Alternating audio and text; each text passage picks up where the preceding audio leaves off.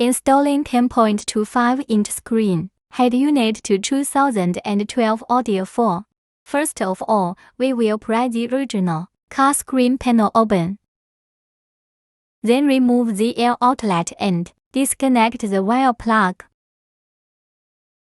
Then loosen the screws to remove the original car screen and disconnect the plug.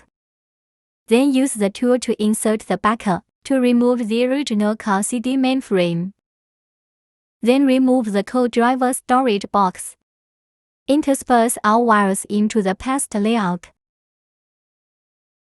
Attach all metal brackets to the original car screen.